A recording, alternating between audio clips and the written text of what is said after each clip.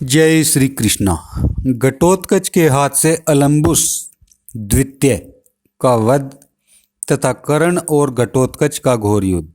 संजय कहते हैं, महाराज दुर्योधन ने जब देखा कि घटोत्कच कर्ण का वध करने की इच्छा से उसके रथ की ओर बढ़ा आ रहा है तो दुशासन से कहा, भाई संग्राम में कर्ण को पराक्रम देख, यह राक्षस उस पर बड़े वेग से धावा कर रहा है।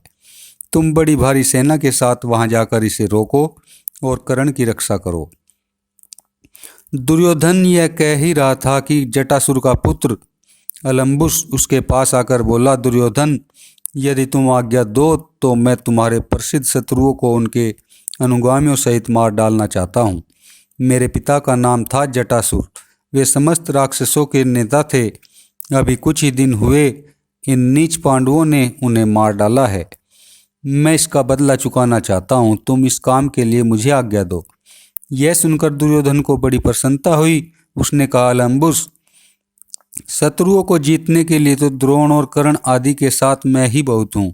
तुम तो मेरी आज्ञा से क्रूर कर्म करने वाले घटोत्कच का ही नाश करो। तथास्तु कहकर अलम्बुस ने घटोत्कच को युद्ध के लिए ललकारा और उसके ऊपर नाना प्रकार के शस्त्रों की वर्षा आरंभ कर दी। किंतु घटोत्कच अकेला ही अलम्बुस, कर्ण और कौरवों की दुस्तर सेना को रौंदने लगा। उसकी माया का बल देखकर अलम्बुस ने घटोत्कच पर नाना प्रकार के सहायक समूहों की झड़ी लगा दी और अपने बाणों से पांडव सेना को मार भगाया। इस प्रकार घटोत्कच के बाणों से शत विशत होकर आपकी सेना भी हजारों मसाले फेंक फेंक कर भागने लगी। तदंतर अलम्बुस ने क्रोध में भरकर घटोत्कच को 10 बाण मारे। उसने भी भयंकर गर्जना करते हुए अलम्बुस के घोड़े और सारथी को मारकर उसके आयुधों के भी टुकड़े टुकड़े कर डाले। फिर तो अलम्बुस क्रोध में भर गया और उसने घटोत्कच को बड़े जोर से मुक्का मारा। मुक्के की चोट से घटोत्कच कांप उठा। फिर उसने भी अलम्बुस को मुक्के से मारा और उसे भूमि पर पटककर दोनों कोहनियों से रगड़ने लगा। अलम्बुस ने किसी प्रकार अपने को घटोत्कच के चंगुल से छुड़ाया और उसे भी जमीन पर पटककर रोष के साथ रगड़ना आरंभ किया। इस प्रकार दोनों महाकाय राक्षस गरजते हुए लड़ रहे थे। उनमें बड़ा रोमांचकारी युद्ध हो रहा था। वे दोनों बड़े पराक्रमी और मायावी थे और माया बल में एक दूसरे से अपनी विशेषता दिखाते हुए युद्ध कर रहे थे। एक आग बनकर प्रकट होता तो दूसरा समुद्र, एक को नाग बनते देख दूसरा गरुड़ हो जाता। इस प्रकार कभी मेघ और आंधी, कभी पर्वत और वज्र तथा कभी हाथी और सिंह बनकर प्रकट होते थे। एक सूर्य का रूप बनाता तो दूसरा राहु बनकर उसको ग्रसने आ जाता। इस तरह एक दूसरे को मार डालने की इच्छा से दोनों ही सैकड़ों मायाओं की सृष्टि करते थे। उनके युद्ध का ढंग बड़ा ही विचित्र था। वे परिघ, गदा, प्रास, मृगधर, पटिष्ठ, मूसल आदि पर्वत शिखरों से परस्पर प्रहार करते थे। उनकी माया शक्ति बहुत बड़ी थी, इसलिए वे कभी 2 घुड़सवार बनकर लड़ते तो कभी 2 हाथी सवारों के रूप में युद्ध करते थे, कभी 2 पैदलों के रूप में ही लड़ते देखे जाते थे। इसी बीच में अलम्बुस को मार डालने की इच्छा से घटोत्कच ऊपर को उछला और बाज की भांति झपटकर उसने अलम्बुस को पकड़ लिया। फिर उसे ऊपर को उठाकर भूमि पर पटक दिया और तलवार निकालकर उसके भयंकर मस्तक को काट डाला। खून से भरे हुए उसके मस्तक को घटोत्कच दुर्योधन के पास गया और उसके रथ में फेंक कर बोला, यह है तेरा सहायक बंधु, इसे मैंने मार डाला। देख लिया ने इसका पराक्रम, अब तू अपनी तथा कर्ण की भी यही दशा देखेगा। यह कहकर घटोत्कच तीखे बाणों की वर्षा करता हुआ कर्ण की ओर चला। उस समय मनुष्य और राक्षस में अत्यंत भयंकर और आश्चर्यजनक युद्ध होने लगा। धृतराष्ट्र ने पूछा, संजय, आधी रात के समय जब कर्ण और घटोत्कच का सामना हुआ उस समय उन दोनों में किस प्रकार युद्ध हुआ? उस राक्षस का रूप कैसा था? उसके रथ, घोड़े और अस्त्र शस्त्र कैसे थे? संजय ने कहा, घटोत्कच का शरीर बहुत बड़ा था। उसका मुंह तांबे जैसा और आंखें सुर्ख रंग की थी।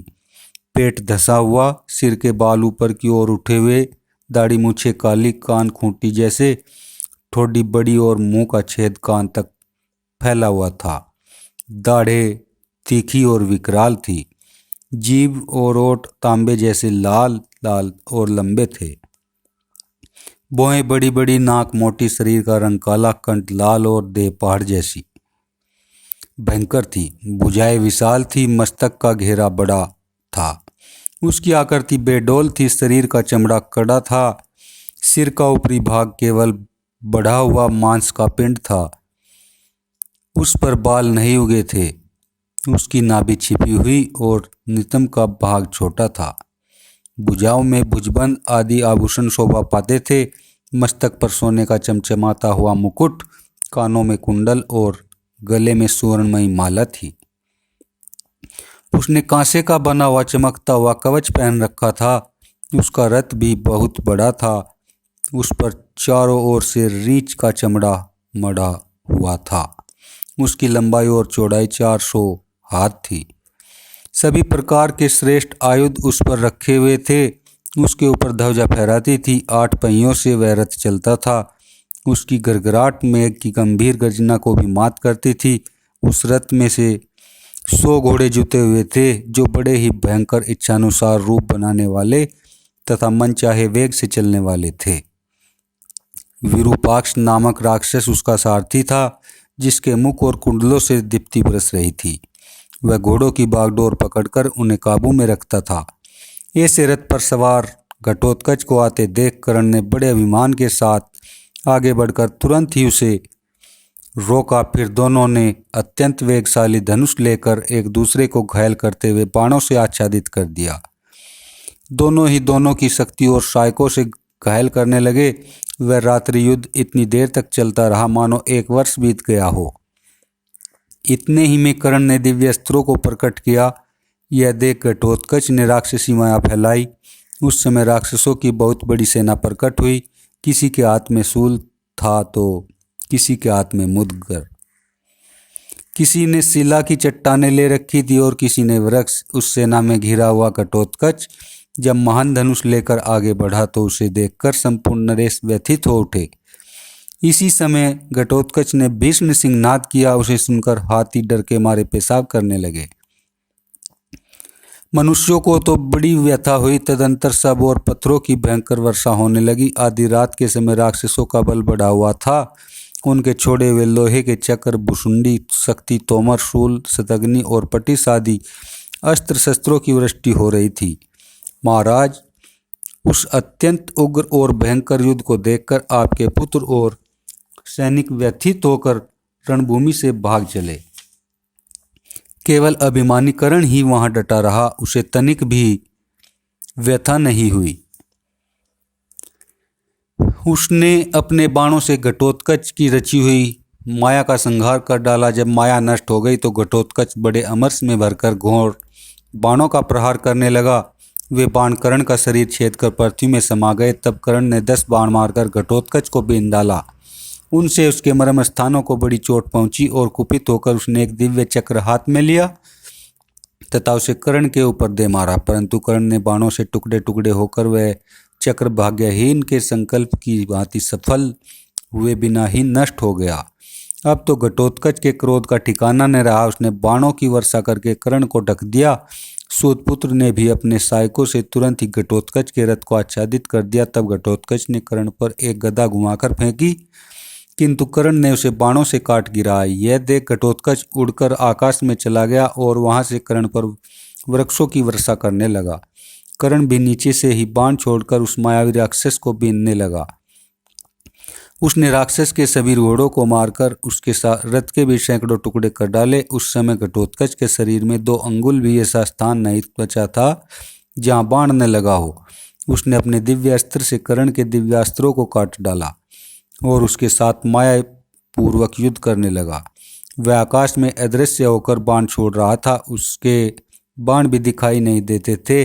वह माया से सबको मोहित सा करता हुआ विचरने लगा और माया के ही बल से बड़े भयंकर एवं अशुभ मुंह बनाकर कर्ण के दिव्यास्त्र निगल गया। फिर वह धैर्यहीन एवं उत्साह शून्य सा होकर सैकड़ों टुकड़ों में कटकर गिरता दिखाई देने लगा। इससे उसे मरा हुआ समझकर कौरवों के प्रमुख वीर गर्जना करने लगे। इतने ही में वह कई नए नए शरीर धारण कर सभी दिशाओं में दिख पड़ने लगा। देखते ही देखते उसके सैकड़ों मस्तक और सैकड़ों पेट हो गए। फिर शरीर बढ़ाकर वह मैनाक पर्वत सा दिखने लगा। थोड़ी ही देर में उसकी शकल अंगूठे के बराबर हो गई। फिर समुद्र की उताल तरंगों की भांति उछलकर वह कभी ऊपर और कभी इधर उधर होने लगा। एक ही क्षण में पृथ्वी फाड़कर पानी में डूब जाता और पुनः ऊपर आकर अन्यत्र दिखाई पड़ता था। इसके बाद आकाश से उतरकर वह पुनः अपने स्वर्ण मंडित रथ पर जा बैठा। फिर माया के ही प्रभाव से पृथ्वी, आकाश और दिशाओं में घूमकर कवच से सुसज्जित हो कर्ण के रथ के पास आकर बोला, सूतपुत्र खड़ा रहना, अब तू मुझसे जीवित बचकर कहाँ जाएगा। आज मैं इस सम्रांगण में तेरा युद्ध का शौक पूरा कर दूंगा। ऐसा कहकर वह राक्षस पुनः आकाश में उड़ गया और कर्ण के ऊपर रथ के धुरे के समान स्थूल बाणों की वर्षा करने लगा। उसकी बाण वर्षा को दूर से ही कर्ण ने काट गिराया। इस प्रकार अपनी माया को नष्ट हुई देख घटोत्कच पुनः अदृश्य होकर नूतन माया की सृष्टि करने लगा। एक ही क्षण में वह एक बहुत ऊंचा पर्वत बन गया और उसके पानी के झरने की भांति शूल, प्रास, तलवार और मूसल आदि अस्त्र शस्त्रों की वृष्टि होने लगी। किंतु कर्ण को इससे तनिक भी भय नहीं हुआ। उसने मुस्कुराते हुए दिव्य अस्त्र प्रकट किया। उस अस्त्र का स्पर्श होते ही उस पर्वतराज का नाम निशान भी नहीं रह गया। इतने ही में वह राक्षस इंद्रधनुष सहित मेघ बनकर उमड़ आया और सूतपुत्र पर पत्थरों की वर्षा करने लगा। किंतु कर्ण ने वायवास्त्र का संधान करके उसे काले मेघ को फौरन उड़ा दिया। इतने ही में वह राक्षस इंद्रधनुष सहित मेघ बनकर उमड़ आया और सूतपुत्र पर पत्थरों की वर्षा करने लगा। किंतु कर्ण ने वायवास्त्र का संधान करके उस काले मेघ को फौरन उड़ा दिया। इतना ही नहीं, उसने सहायक समूहों से समस्त दिशाओं को आच्छादित करके घटोत्कच के चलाए हुए संपूर्ण अस्त्रों का नाश कर डाला। तब भीमसेन के पुत्र ने कर्ण के सामने महामाया प्रकट की। कर्ण ने देखा घटोत्कच रथ पर बैठा आ रहा है। उसके साथ राक्षसों की बहुत बड़ी सेना है। राक्षसों में कुछ हाथी पर है, कुछ रथ पर है और वह कुछ घोड़ों पर सवार है। उनके पास नाना प्रकार के अस्त्र शस्त्र और कवच दिखाई देते हैं। घटोत्कच ने निकट आते ही कर्ण को 5 बाण मारकर बींध डाला और सब राजाओं को भयभीत करता हुआ भैरव स्वर से गर्जना करने लगा। फिर उसने अंजलिक नामक बाण के प्रहार से कर्ण के हाथ का धनुष काट डाला। तब कर्ण दूसरा धनुष हाथ में ले आकाशचारी राक्षसों की ओर बाण मारने लगा। इससे उन्हें बड़ी पीड़ा हुई और घोड़े, सारथी तथा हाथी के सहित संपूर्ण राक्षस कर्ण के हाथ से मारे गए। उस समय पांडव पक्ष के हजारों क्षत्रिय योद्धाओं में राक्षस घटोत्कच को छोड़ दूसरा कोई कर्ण की ओर आंख उठाकर देख भी नहीं सकता था। घटोत्कच क्रोध से जल उठा, उसकी आंखों से चिंगारियां छूटने लगी। उसने हाथ से हाथ मलकर ओठ को दांतों तले दबाया और पुनः माया के बल से दूसरे रथ का निर्माण किया। उसमें हाथी के समान मोटे ताजे और पिशाचों जैसे मुख वाले गधे जोते गए।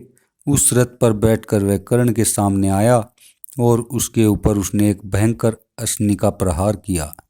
कर्ण ने अपना धनुष रथ पर रख दिया और कूदकर वह अश्नि को हाथ में से पकड़ लिया। फिर उसने उसे घटोत्कच पर ही चला दिया। घटोत्कच तो रथ से कूदकर दूर जा खड़ा हुआ, किंतु उस अश्नि के तेज से गधे, सारथी तथा ध्वजा सहित उसका रथ जलकर भस्म हो गया। फिर वह अश्नि पृथ्वी में समा गई। कर्ण का यह पराक्रम देखकर देवता भी आश्चर्य करने लगे। संपूर्ण प्राणियों ने उसकी प्रशंसा की। पूर्वोक्त पराक्रम करके कर्ण अपने रथ पर जा बैठा और पुनः राक्षस सेना पर बाण बरसाने लगा। अब घटोत्कच गंधर्व नगर के समान पुनः अदृश्य हो गया और माया से कर्ण के दिव्यास्त्रों का नाश करने लगा। तो भी कर्ण ने अपना धैर्य नहीं खोया, उस राक्षस के साथ युद्ध जारी ही रखा। तदंतर क्रोध में भरे हुए घटोत्कच ने अपने अनेकों स्वरूप बनाए और कौरव महारथियों को भयभीत कर दिया। तत्पश्चात सिंह, व्याघ्र, लकड़भगे, आग के समान लपलपाती हुई जीभ वाले सांप और लोह में चोंच वाले पक्षी सब दिशाओं से कौरव सेना पर टूट पड़े। घटोत्कच तो कर्ण के बाणों से घायल होकर अंतर्धान हो गया, परंतु महामय पिशाच राक्षस या तो धान कुत्ते और भयंकर मुख वाले भेड़िए सब ओर से प्रकट होकर कर्ण की ओर इस प्रकार दौड़े मानो उसे खा जाएंगे, तथा खून से रंगे हुए भयंकर अस्त्र शस्त्र लेकर कठोर बातें सुनाते हुए उसे डराने लगे। कर्ण ने उनमें से प्रत्येक को कई कई बाण मारकर बींध डाला और दिव्य अस्त्र से उस राक्षसी माया का संहार करके घटोत्कच के घोड़ों को भी यमलोक भेज दिया। इस प्रकार पुनः अपनी माया का नाश हो जाने पर अभी तुझे मौत के मुख में भेजता हूँ, ऐसा कर्ण से कहकर घटोत्कच फिर अंतर्धान हो गया। बोलो जय श्री कृष्णा।